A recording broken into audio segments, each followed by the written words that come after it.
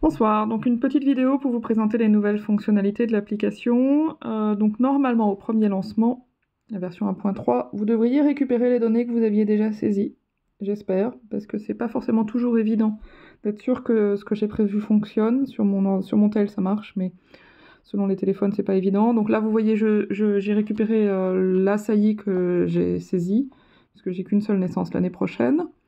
Donc Soprane, elle est à terme dans 191 jours, j'ai encore un peu de temps. Donc quand je clique dessus, vous voyez que ça a un petit peu changé j'ai supprimé la photo pour avoir un peu plus d'espace. J'ai toujours les informations sur la date de saillie, le nombre de jours de gestation écoulée et la fenêtre de poulinage entre 320 et 365 jours et le nombre de jours restants. Mais j'ai rajouté deux données qui sont le nombre de gestations précédentes enregistrées et la durée moyenne des gestations précédentes. Et donc on a la possibilité d'enregistrer les informations liées aux gestations passées de la jument. Donc je vais vous montrer comment ça marche. Pour ça, on va aller pour saisir les saillies des gestations antérieures. Donc on va aller sur plus-moins. Voilà, donc ici, moi j'ai récupéré l'information parce que j'ai déjà saisi une saillie pour Soprane. Si vous n'avez pas, de jument déjà enregistré, vous tapez son nom à la main ici. Puis vous saisissez la date de gestation, la date de saillie, pardon. Donc pour Soprane, sa première saillie a eu lieu le 13 avril. J'aurais dû aller dans l'autre sens, avril 2010, ce qui ne nous rajeunit pas, mais bon, voilà, 2010, ok, enregistré, voilà, donc elle a été rajoutée, on va faire ok, et là on va constater que l'application constate que la jument est à terme depuis 3927 jours, donc je pense qu'on espère qu'elle a pouliné depuis, hein. Évidemment elle a pouliné, mais ça va me permettre de saisir son poulinage en cliquant dessus. Donc là, vous voyez 4247 jours de gestation écoulée. Évidemment, on va saisir le poulinage. Donc on va cliquer là, enregistrer un événement. On va choisir le type d'événement à enregistrer. Donc l'application propose plusieurs types d'événements, soit des préparatifs qu'on peut enregistrer pour les garder en mémoire pour plus tard, soit à la fin, soit avortement, soit poulinage. Donc la différence entre les deux, c'est pas tant si le poulain est vivant ou pas, c'est surtout que choisissez poulinage si la jument pouline à terme, c'est-à-dire si vous avez une naissance à 250 jours de gestation, bah, c'est un avortement, c'est sûr. Si le poulain est né mort, mais que c'est à 345 jours de gestation, on va plutôt être sur un poulinage. La différence entre les deux, c'est que l'application va utiliser poulinage pour calculer la durée moyenne de gestation, alors que pour avortement, il n'en sera pas tenu compte. Donc moi, c'était un poulain vivant, je clique poulinage. Et puis ensuite, on va choisir la date de l'événement. Donc pour cette gestation, la naissance a eu lieu le 10 avril 2011. Ok, enregistré. Donc là, il me prévient que ça va supprimer cette saillie de la liste des saillies en cours de surveillance, qui est normal. Je fais OK, et voilà, cette saillie a disparu de la liste des saillies à suivre. Mais maintenant, quand je clique sur la saillie, vous voyez qu'il a reconnu que c'était la même jument, qu'on a bien une gestation précédente enregistrée. La durée moyenne, c'est la durée de cette gestation, 362 jours, puisque la jument, elle avait pouliné le 10 avril pour une saillie du 13 avril, donc elle avait fait, elle a des gestations assez longues, cette jument-là. Et puis du coup, au lieu de me proposer trois dates qui sont 320, 335 jours et 365 jours, maintenant l'application me propose ce que ça ferait si elle faisait 362 jours de gestation sur cette gestation-là en cours pour 2022. Donc ça ferait une naissance le 19 juillet 2022. J'espère bien qu'elle ne va pas aller aussi loin que ça. Et vous voyez, quand je clique sur historique, j'ai la liste de tout ce qui a été saisi, donc en l'occurrence une saillie, un poulinage à 362 jours, et puis une autre saillie pour le 22 juillet. Je vais en arrière, et donc je peux saisir les autres saillies et naissances de cette jument-là, puisque c'est une jument qui a pas mal d'expérience. Donc je vais saisir le reste, je vais là, je clique ici, je fais tout pareil, hein, tout ce que je viens de faire. Donc la saillie suivante, c'est le 23 avril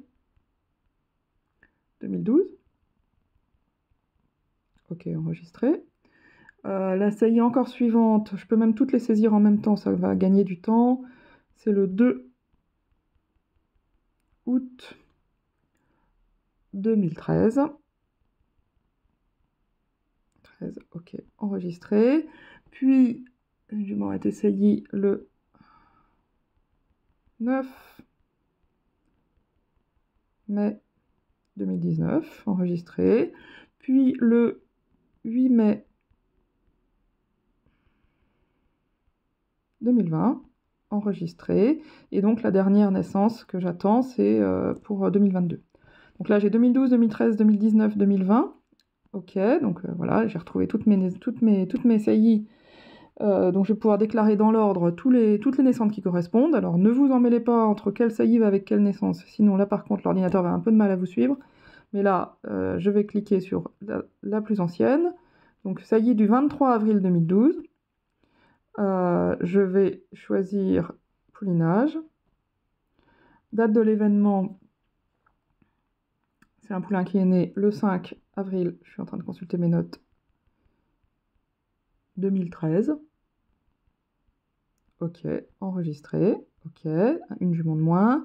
Ensuite, pour la saillie de août 2013, c'est un poulain qui est né, une pouliche en l'occurrence, qui est né le 24 juin 2014. C'est ça.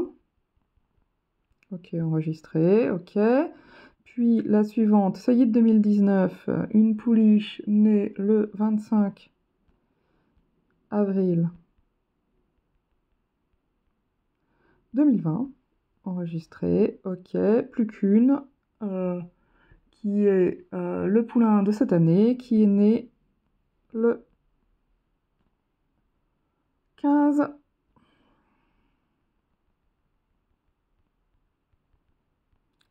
avril 2021. Enregistré, ok. Voilà, donc maintenant, j'ai les 5 gestations précédentes enregistrées.